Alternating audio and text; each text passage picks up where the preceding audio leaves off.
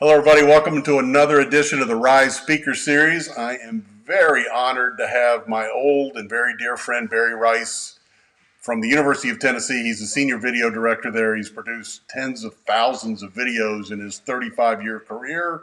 And like it or not, Barry and I have known each other since 1985. Yeah, So a yeah. long time. Barry, welcome to the show. Thanks for having me, Mike. This is it's a great thrill to be with you and just talk about old times Yeah. and new times. And new times. So, first of all, would you tell our audience a little bit about your background, where you grew up, went to school, and how you decided to get into the content business? Sure. I was an Army brat, so I grew up everywhere. Ended up in Knoxville about the time of high school, and if you went to high school in the '80s, early '80s, and you were in Knoxville, you just went to UT. There was no discussion about it. You didn't really send out applications. It was almost like that was the next phase of high school. And that's where I went, just like everybody else I knew. And we all ended up at UT, but I didn't know what the heck I was going to do. So I kicked around for a couple of years. First couple of years, you didn't know me, I didn't know you. And then at some point, and I'm almost embarrassed to tell you this, but I was such a crazy Vol fanatic. And I was in pretty good seats, but I kept looking down with my binoculars on the field, and there were kids about my age, and they were all wearing these UTV t-shirts. And I thought, wait a minute, those kids are about my age. There must be some scam that I can actually get on the field for this game. And so I set to figuring that out. And sure enough, you were the ones that you and Mark Dyer were handing out those T-shirts. And so I saw a flyer saying, "Come join up," and I went right in there. I didn't have a skill to offer you, but thank God you noticed something in me and said, even though you're completely worthless, we'll let you hang out with us. So that's how I got into it. And I didn't think I would spend my entire life doing it, but gosh, I had so much fun. It never felt like work.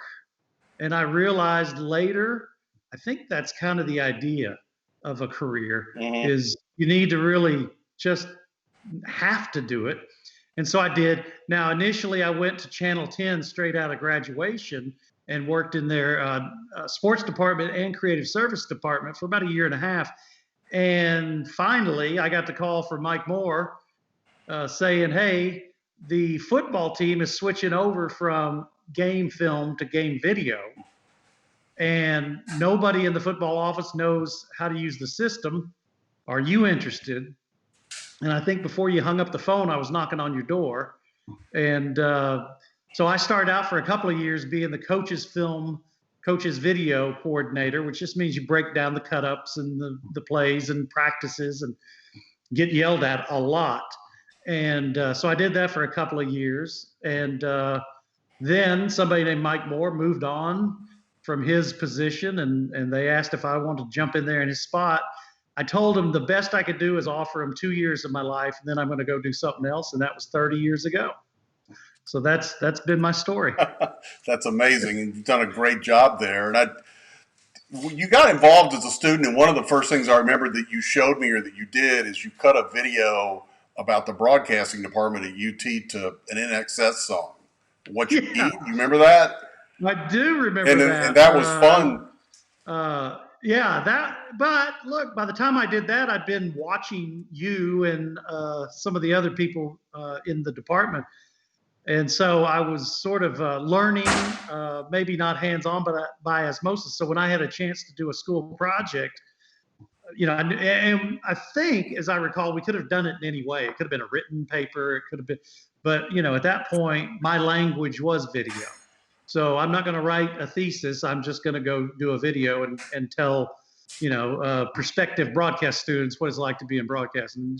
And back to the fun thing. It was just fun to do. Yeah. And I never thought writing a paper was that fun, but So doing video was. yeah. So how important was that experience you got as a student to where you've ended up? I mean, how did it set you on your way? Well, it set me on my way. Oddly, I mean, the weird thing is that everybody in the world is an expert at what we do. Um, so, you know, you watch movies, you watch TV. Everybody knows what's good TV and what's bad TV and what's good movies and bad movies. And yet, uh, I didn't know anything until I was in that environment. I could then identify what's good, I guess, because I understood what went into it, you know? And so uh, I think that experience, being around all the students, being involved in what was UTV then, I had a good chance to learn what it took and to be good. You didn't just spit something out and it's good. It took work and effort. You had to really want it to work. And, there was a craft to it. Mm-hmm. And I think that's what I learned in those years was you really have to become a craftsperson to do this well. Yeah, and Now, it was years before I thought, oh, I am crafting this well, but I at least knew that was what I had to get to.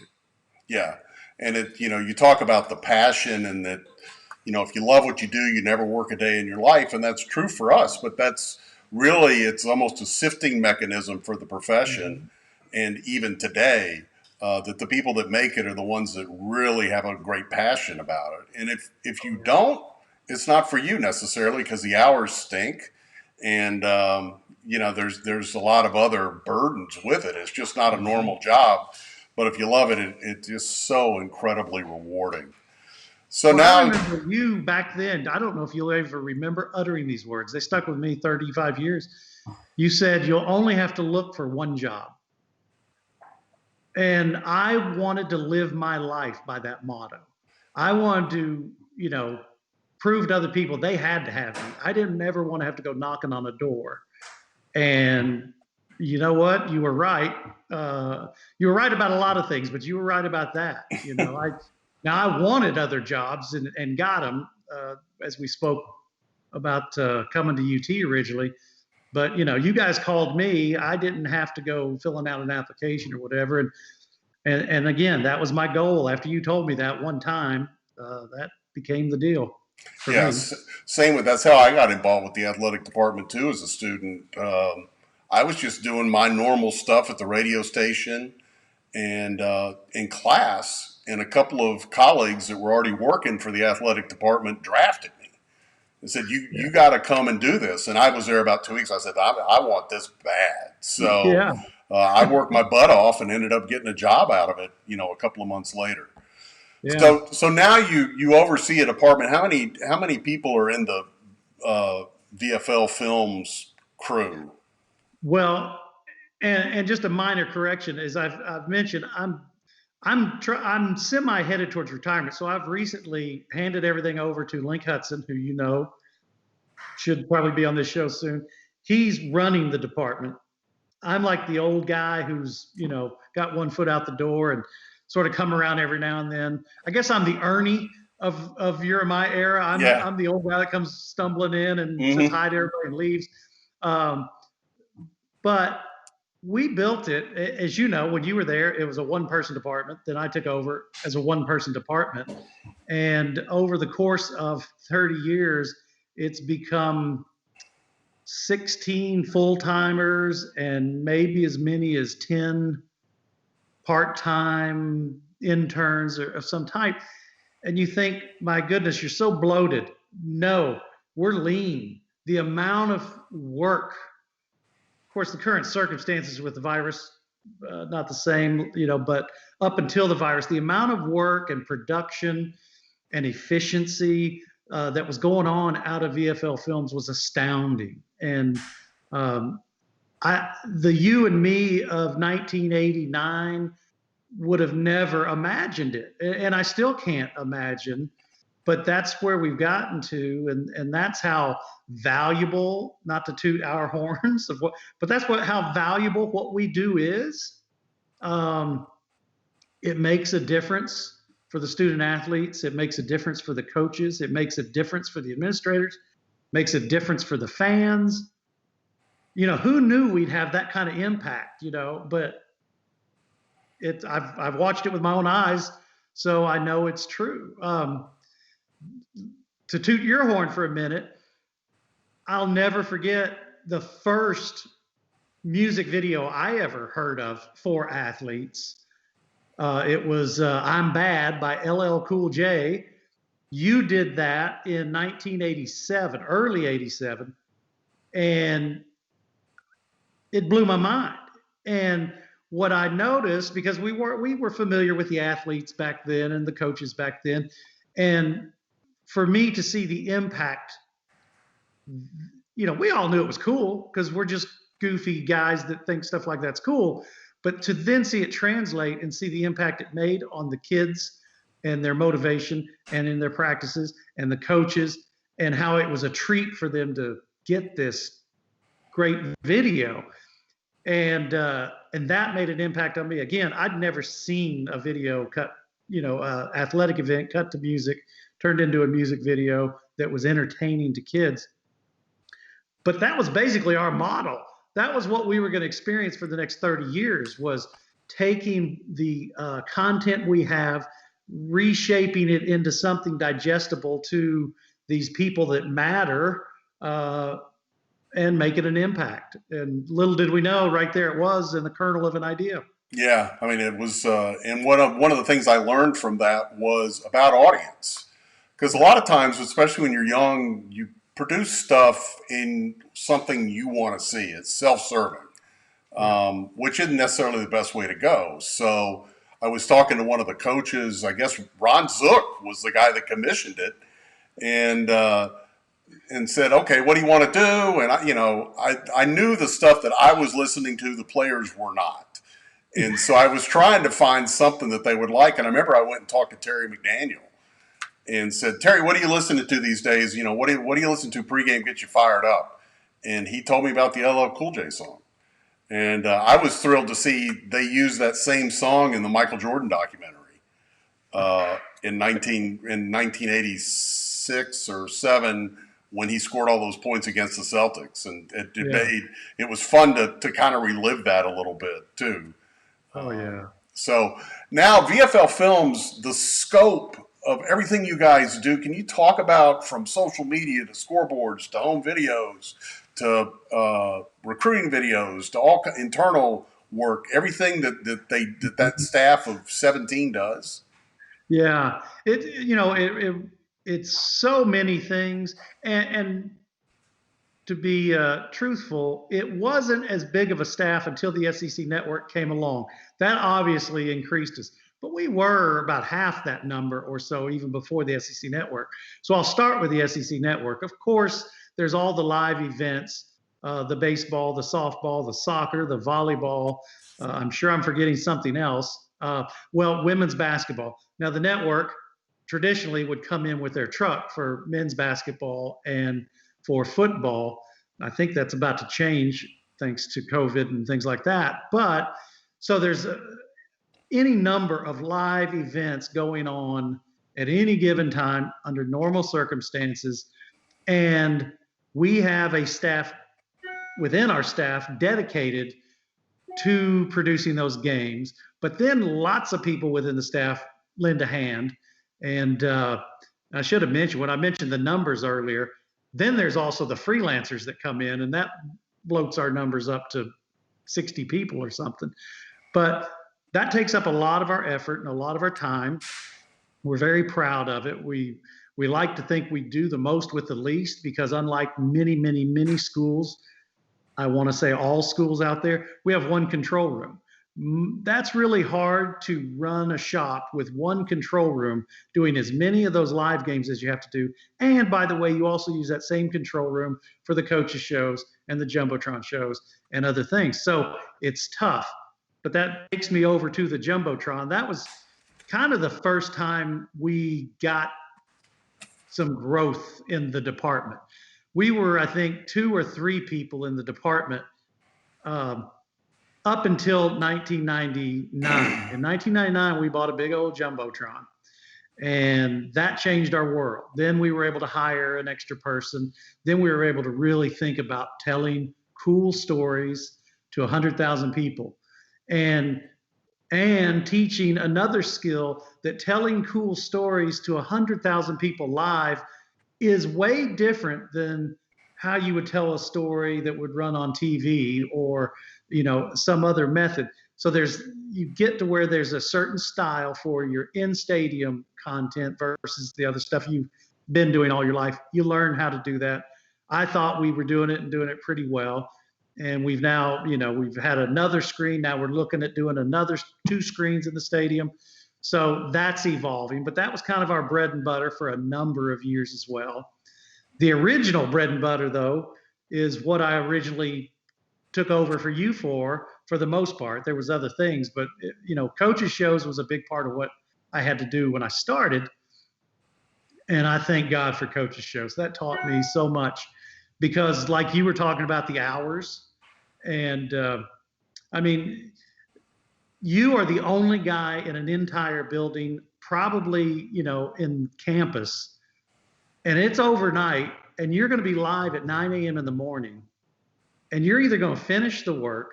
And by the way, while you're trying to edit, you're probably going to have to become an engineer, because something's not going to be working. And the only way that's going to get fixed is if you figure out how to fix it. So now you're an engineer overnight, and then you're the producer in the morning. You were an editor overnight. You wear so many hats, and the pressure is so immense, and you have this deadline that will not change. And a lot of people are coming in at 9 a.m. to eat a donut and eat a biscuit and see if you passed or failed for that night.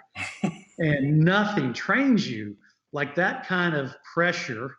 Nothing makes you lose your hair like that kind of pressure. But I wouldn't be me if not for that whole scenario. And I thank goodness that I was brought up that way. Yeah.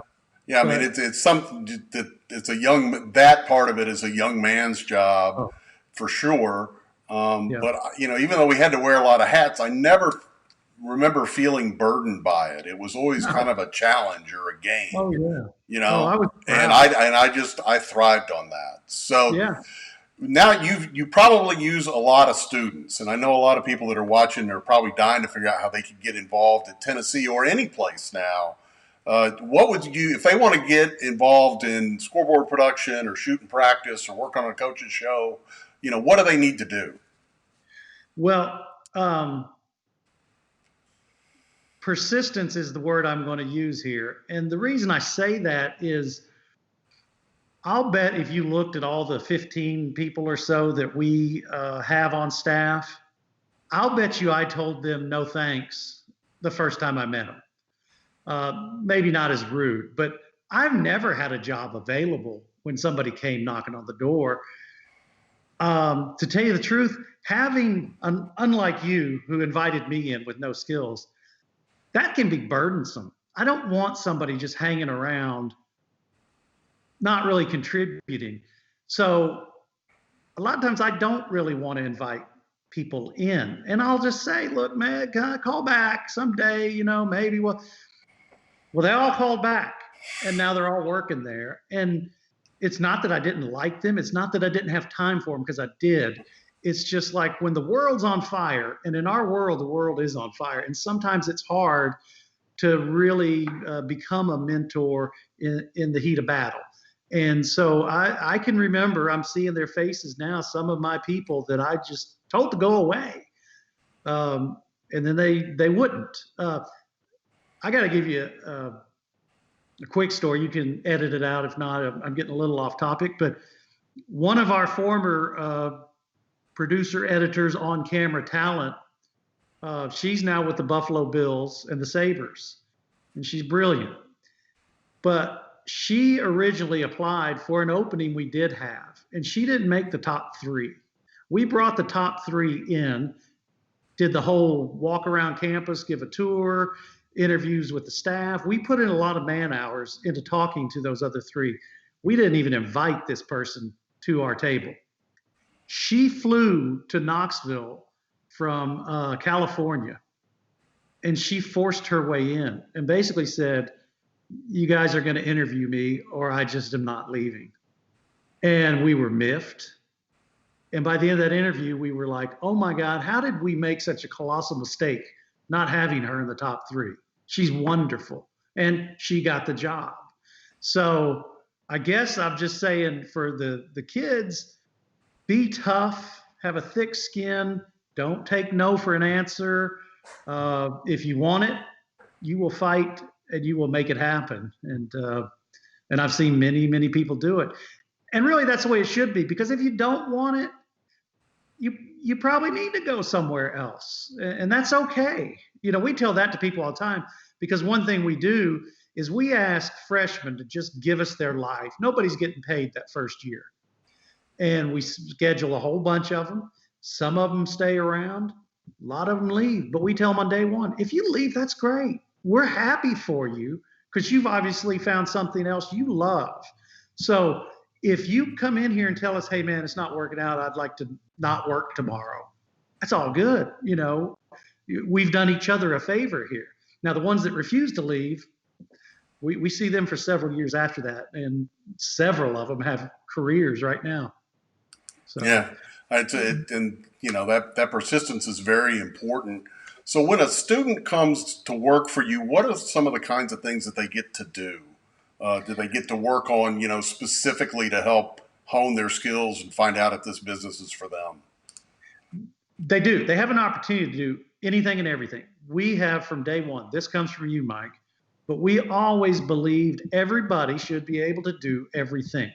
So we're not going to bring you in and say, oh, you're in the editor track, or, oh, you're going to be a producer. No, everybody's going to write. Everybody's going to shoot. Everybody's going to edit. Everybody's going to produce. Everybody's going to haul junk to the dumpster after a production, whatever. Everybody's going to do everything.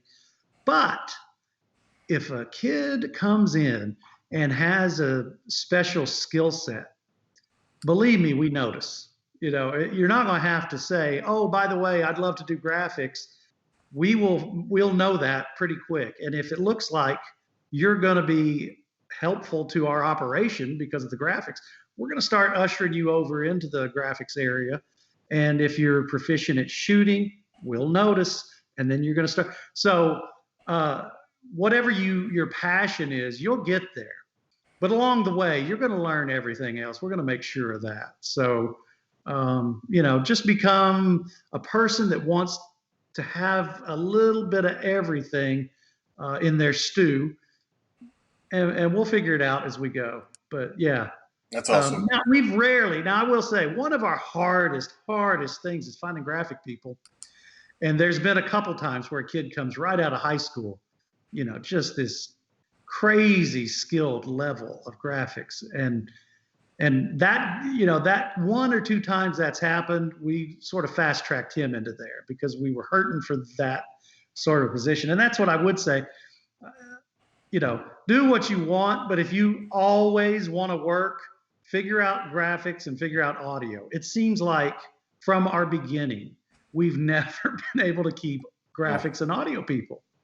So if you do that, you'll certainly have a skill you'll keep forever and always work. Yeah, exactly. Those are great things. And we're trying to encourage high school students to use Canva and other simple graphics programs just to learn how to design things, to learn about layout and what tells a good story and what's a good graphic for social media. So there's other skills besides shooting and editing and being able to do graphics in kind of a big picture sense. The people that have succeeded that you've seen come through, what are 2 or 3 of those skills or attributes that they have that kind of propel them and really could apply to any business? Well, our mentor, John Ward, had a phrase for a particular personality, and it was, he's an operator, or she's an operator. And what he just meant was, and that one guy who actually is living in your town now, really great guy. I used to tell him all the time, Ward would have called you an operator, Beach Galloway. And he's just the kind of guy that could walk in any room, strike up a conversation with anybody, and not just a conversation, but a friendship. And, you'd be walking around campus and there goes Beach with the president, and it's like, how, but you got to be an operator, and that'll get you anywhere in any business. But you just really are a people person, and you just, I would say a manipulator, but that sounds bad, but you can manipulate a certain environment to your benefit. And some people just have that ability. And so just be the sort of person that you're just a people person, I guess. That's one that I could think of. Um, but also just, I think you got to be stubborn, right? I don't know if that's a quality. I'm giving qualities that don't sound really enticing. You know, you got to be manipulative and stubborn. But so take what I mean and not what I say. But you know, I've noticed most of the people in our business and most of the people that succeed are just people.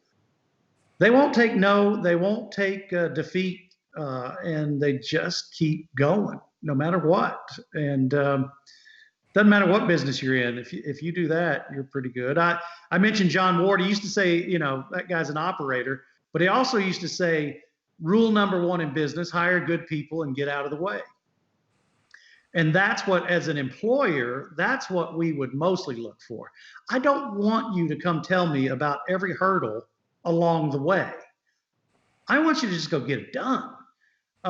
Because if I'm going to have to, you know, solve the problem for you every time, then why did I bring you along? Now I'm doing it.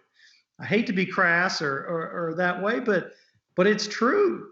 Be a problem solver. Go solve the problem. You know, as Mark Dyer used to say, don't tell me about the pains, just deliver the baby, you know? And it's so true. Just go get it done. And those Yeah, are the people we love.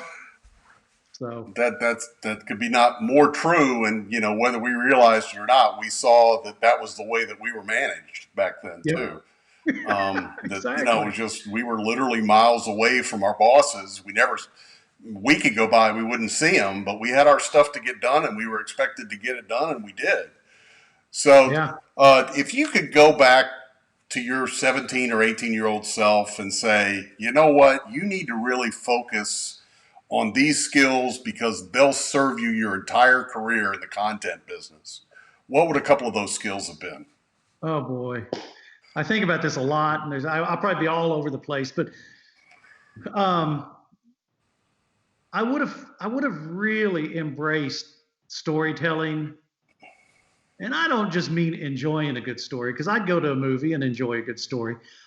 I would really embrace and try to absorb and learn the structure and thematic ideas. And you know, English lit, that happened to be one of my favorite classes, amazingly, because that wouldn't seem to be my jam. But I loved English lit.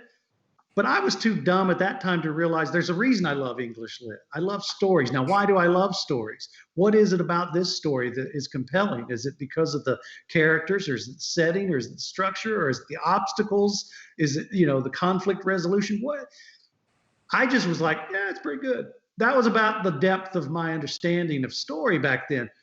But I wish my younger self would have really pursued the study of story structure and things like that. And I'm telling you, I know you think, oh, you know, understanding English lit can't possibly help me with a 2-minute feature about our inside linebacker. Yes, it can. It absolutely can. And, you know, once you understand how stories are crafted and what made them compelling, then you get it. And you're like, wow, I should have done this 50 years ago. I could have, you know, my trajectory, who knows where I'd be or what I'd be doing. And um, so that to me is really, don't just like stories, understand stories. That's what I wish my 17-year-old self would do. You know, I feel like I could have been thicker skinned earlier on, you know. A lot of times when you get notes back, you take it personal. And by notes, I mean in a lot of the stuff we do, you know, you'll do a rough edit and you'll send it to whoever your executive producer is, or network or whatever, and you'll get notes back. No, this is dumb. Take this out. Do this. And I'd get those back and just be incensed and have to go for a walk because I'm so angry. And it's like, what do we do? We're trying to do the same thing. We're trying to tell a story that's impactful. This isn't personal. This is, let's make the best thing we can make. And I think I could have saved myself some of my hairs if I just didn't take it so personal when I got critiqued on something. Critique is an important part of what we're doing. Yeah. So embrace it. Yeah. It's the only way you're going to get better Yeah. is to be uncomfortable. And that means you're going to hear things you don't want to hear. And it Yeah. takes it takes a while to do that, I think, for all of us. But, I look back over my career, the one thing that I've really enjoyed, the most is the collaboration, is Yeah. working with other people and hearing different ideas and arguing and, Mm-hmm. and having those discussions. I mean, they're so enriching and they help you grow so much. Oh yeah. So, I mean, some of the best stuff ever has come out of a violent argument, And when I look back on my career and think of some of my, highlight moments, it's sitting in that room screaming about something, and it's because we're so passionate. I mean, we're weirdos, right? Who else is so passionate about a line of script, that you absolutely positively want in? That's, you might think that's odd, but that's us. We have a passion for it. yeah, So yeah. it's cool. So, Barry, thank you for all your insight on VFL films and what you think students need to do. Now we're going to have a little bit of fun and show some of the work you've done over the years, but that'll be in a separate YouTube video. So click on the next video and you'll be able to see some of Barry's work and get the backstory there.